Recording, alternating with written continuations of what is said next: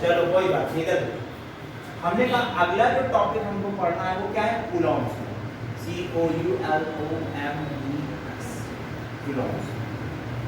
ठीक, ध्यान सुनो, कूलॉम्स लॉ ये कहता है कि अगर स्पेस में या किसी भी जगह पर दो फ्री चार्ज रखे हो, कोई भी दो फ्री चार्ज रखे हो, जैसे एग्जांपल के तौर पर मैंने कहा यहाँ पर एक चार्ज प्लस Q1 रखा है, ऐसे थोड़ी दूरी पर एक दूसरा चार्ज प्लस Q2 रखा है। तो बच्चों मन में सवाल ये आता है, सर आप पॉजिटिव चार्ज ही क्यों लेते हैं? तो इस बात का ध्यान रखेंगे कि दरअसल जो इलेक्ट्रोस्टैट्स हम पढ़ रहे हैं, ठीक है, इलेक्ट्रोस्टैट्स हमेशा पॉजिटिव चार्ज के रिस्पेक्ट में पढ़ा जाता है और मैग्नेटिज्म हमेशा नॉर्थ पोल के रिस्पेक्ट में पढ़ा जाता है। बात समझ आ रही है? ये पॉजिटिव चार्ज के, वो नॉर्थ पोल के, क्या है? वापस आते हैं, मैंने कहा ये रहा पॉजिटिव चार्ज, ये रहा पॉजिटिव चार्ज। तो हमने पढ़ा कि पॉजिटिव पॉजिटिव हमेशा रिपल करता है, यानी को रिपल्सिव फोर्स लगाता है। तो फोर्स लगा, तो कूलॉम ने कहा इलेक्ट्रोस्टैटिक फोर्स लगेगा कितना? एक Q1 है, दूसरा Q2 है, दोनों की सेपरेशन स्मॉल r है। ठीक, तो इन दोनों ने, इसने क्या किया, इस बंदे पर फोर्स लगा रखा है इधर की ओर, और इस बंदे ने इस पर फोर्स लगा रखा है इधर की ओर। तो जो इलेक्ट्रोस्टैटिक फोर्स है F, क्या बोला, इलेक्ट्रोस्टैटिक फोर्स है वो दोनों चार्जेस के प्रोडक्ट के डायरेक्टली प्रोपोर्शनल है। क्या बोला, दोनों चार्ज के प्रोडक्ट के डायरेक्टली प्रोपोर्शनल है। इसको बोल दिया मैंने Q1। ठीक, फिर मैंने कहा कि जो ये फोर्स है दोनों चार्ज के बीच सेपरेशन के स्क्वायर के इनवर्सली प्रोपोर्शनल, सेपरेशन का स्क्वायर, और जो वैल्यू है उसके इनवर्सली प्रोपोर्शनल है। ठीक है, ये जो सेकंड इक्वेशन हमने लिखा है इसी को कहते हैं इनवर्स स्क्वायर लॉ। ये वही इनवर्स स्क्वायर लॉ है जिसका यूज न्यूटन ने ग्रेविटेशन में बताया था, इनवर्स स्क्वायर लॉ। ये बहुत जगह काम आता है, मैग्नेटिज्म में भी काम आएगा, ग्रेविटेशन में आपने यूज किया हुआ है, इलेक्ट्रोस्टैटिक में भी आप देख रहे हैं। तो हमने कहा भाई एक इक्वेशन ये, एक इक्वेशन ये, तो मैथ्स के इक्वेशन सॉल्व करने वाला तरीका उठाते हैं। मैंने कहा फ्रॉम इक्वेशन 1 and 2। ठीक, तो हम लिखेंगे F is directly proportional to Q1 Q2 upon R square। ठीक, इसके बाद क्या करते हैं, ध्यान सुनो, जब प्रोपोर्शनैलिटी का साइन हटाते हैं, जब भी प्रोपोर्शनैलिटी का साइन हटाते हैं क्या करते हैं, एक कांस्टेंट लगाते हैं, इक्वल टू का साइन लगा करके, तो हमने कहा चलो लगा देते हैं। F equals to K Q1 Q2 upon R square।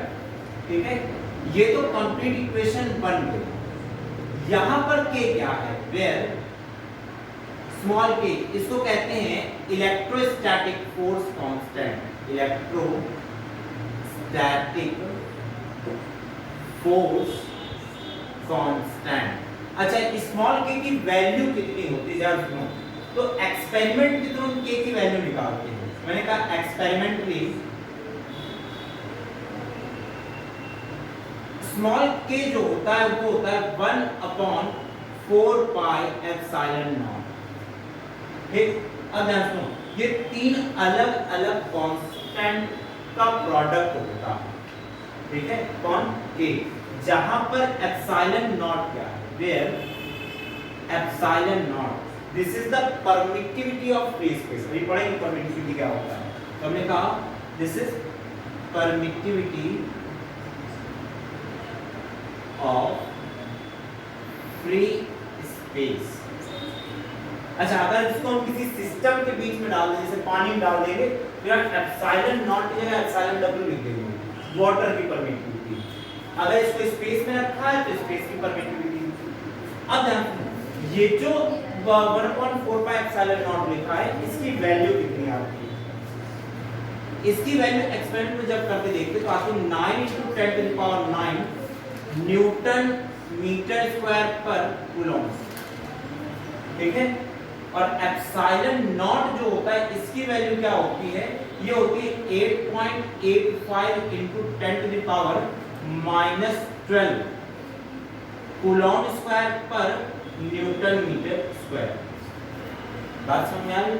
आसान सी चीज है, सीधा सीधा बोला, भाई दो चार्ज अगर रखे हैं तो दोनों चार्ज का जो मैग्नीट्यूड होगा उनको मल्टीप्लाई कर दो, जो वैल्यू आएगी फोर्स उसके डायरेक्टली प्रोपोर्शनल है। दूसरी चीज जो दोनों की सेपरेशन है, सेपरेशन के स्क्वायर के इनवर्सली प्रोपोर्शनल है। ये दो स्टेटमेंट हैं, एग्जाम में जब आएगा तो स्टेटमेंट नंबर 1 लिख करके तब इसको लिखते हैं, इनवर्स स्क्वायर लॉ का इसका स्टेटमेंट लिख करके तब इसको लिखते हैं, फिर आगे की चीजें कंटिन्यू। ये समझ में आ रहा है? चलो इसको लिखते हैं। हेडिंग डायरेक्ट कुलॉम्स लॉ लिखो। हाँ, तो टॉपिक का नाम है नेक्स्ट हेडिंग मार्कर कौन बताया? कोई बात नहीं, देखो हेडिंग है आपकी vector form of Coulomb's.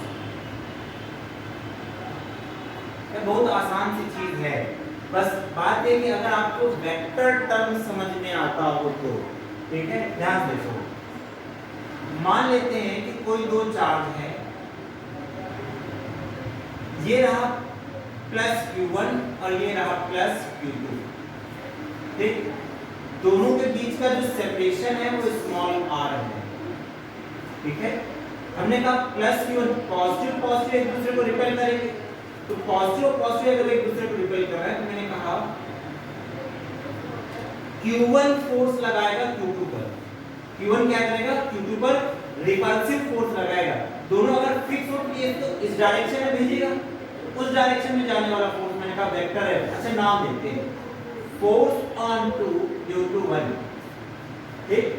Force on two due to 1 क्या करेगा? ध्यान सुनो, 1 ने 2 पर फोर्स लगाया तो 2 भी तो 1 पर फोर्स लगाएगा, तो मैंने कहा 2 ने 1 पर फोर्स लगाया, इस डायरेक्शन में लगाएगा, इधर तो लगने वाला फोर्स क्या होगा? ध्यान सुनो, फोर्स ऑन 1 ड्यू टू 2, इसकी बात पता चल रही। मैंने कहा यहां पर F21 क्या है? ध्यान से देखते जाएंगे। मैंने कहा force on Q2 due to Q1, दूसरे वाले पर फोर्स पहले वाले की वजह से, ठीक है। फिर ध्यान से देखो F12, ये F12 है, F12 क्या है? Force on 1 due to 2, force on Q1 due to Q2। बात समझ में आ गई?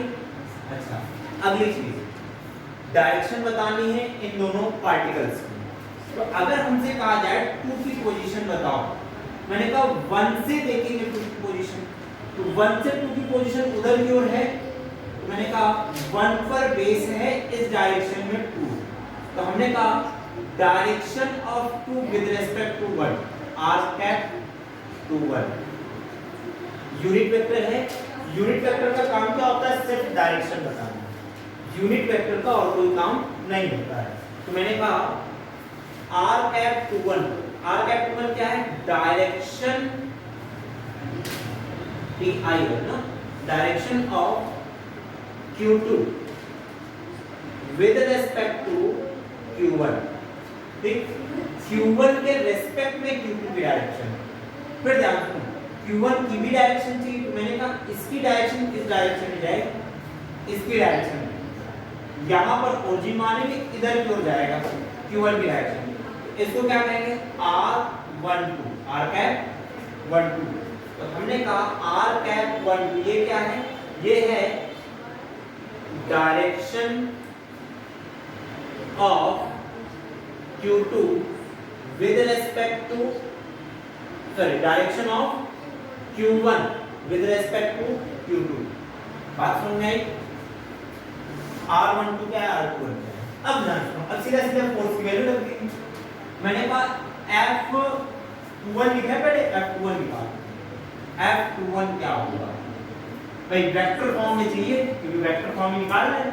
वेक्टर फॉर्म क्या होगा? ध्यान सुनो, फॉर्मूला है K Q1 Q2, K scalar है, Q1 स्केलर है, Q2 स्केलर है। आईफोन वालों ये दोनों स्केलर है। अब ध्यान सुनो, R एक वेक्टर क्वांटिटी होगा, लेकिन मैं नीचे मैग्नीट्यूड रख देता हूं r²। अब इतने स्केलर क्वांटिटी को मुझे वेक्टर में तब्दील करना है तो डायरेक्शन बताना होगा। इधर कौन है जो डायरेक्शन बता सकता है? आर। तो आर को मैं कैप के फॉर्म में, डायरेक्शन के फॉर्म में अगर मैं लिखना चाहूं, मैंने कहा 2 पर फोर्स लगना है। किस पर फोर्स लगना है? 2 पर। F1 क्या? Force on Q2। 2 पर फोर्स लगना है तो 2 की डायरेक्शन देखेंगे। 2 की डायरेक्शन क्या है? R cap 2 1। एक बार से देखिए R21, direction of 2 with respect to Q1। तो direction of 2 with respect to Q1। ये आ गया वेक्टर फॉर्म पहला। ठीक, अगली चीज देखते हैं। अगर हम निकालना चाहें ये 2 1 निकालते हैं, 1 2 निकालते हैं, यानी कि 1 पर लगने वाला फोर्स 2 की वजह से क्या होगा? देखो हम कहेंगे k q1 q2 अपॉन इन दोनों के बीच सेपरेशन, सेपरेशन कितना है? Small r। मैंने स्मॉल r रख दिया। अब ध्यान सुनो, स्मॉल r स्क्वायर, डायरेक्शन बतानी भाई। 1 पर फोर्स लग रहा है तो 1 की डायरेक्शन बताएंगे। 1 की डायरेक्शन क्या है? r कैप 1 2, है ना? Direction of q1 with respect to 2, यही निकाला 1 की डायरेक्शन। तो जो 1 की डायरेक्शन है उसको अगर मैं लिखना चाहूं तो r कैप 1 2 लिखूंगा। क्या बात समझ में आ रही? ये हो गया वेक्टर फॉर्म। अच्छा, वेक्टर फॉर्म से कुछ रिजल्ट निकालते हैं। सबसे आसान रिजल्ट जो निकालते हैं वो क्या होता है? हमने कहा इधर देखो r21 और r12 दोनों की डायरेक्शन एक दूसरे के अपोजिट है। ठीक, अगर मैं इन दोनों को देखूं सेम वैल्यू दिख रही है, बस ये अलग दिख रहा है। लिखना चाहूंगा मैंने कहा k q1 q2 upon r square r cap 2 1। ठीक, ये वैल्यू सेम है, ये अलग होंगी। मैंने कहा k q1 q2 upon r square r cap 2 1 को अगर मैं 1 2 लिखना चाहूं, इसको अगर 2 1 है, इसको अगर मैं 1 2 लिखना चाहूं तो भाई साइन या माइनस का लगा देंगे। क्या भाई अपोजिट डायरेक्शन में है तो साइन माइनस हो जाएगा। मैंने साइन पलट दिया। अब देखो k q1 q2 upon r square r cap 2 1, k q1 q2 upon r square r cap 2 1, ये क्या है? Vector F21। ठीक, वेक्टर F21। अगली चीज देखते हैं, k q1 q2 upon r square, k q1 q2 upon r square r cap 1 2, r cap 1 2, minus को अगर छोड़ दिया जाए तो बाकी क्या लिखा है? Vector F12। बात समझ में आ रही? तो हमने कहा 1 ने ऊपर जितना फोर्स लगाया है उतना ही फोर्स 2 ने 1 पर लगाया है। दोनों ने एक दूसरे पर इक्वल और अपोजिट फोर्स लगा रखा है। इसका मतलब ये है, ये इंपॉर्टेंस में आएगा, इंपॉर्टेंस ऑफ कूलम्ब लॉ। हमने कहा ये इस इक्वेशन से पता चल रहा है यहाँ पर मोशन का थर्ड लॉ काम कर रहा है। थर्ड लॉ मतलब एक्शन रिएक्शन लॉ। बात समझ में आ रही है? चलो इसको लिखते हैं।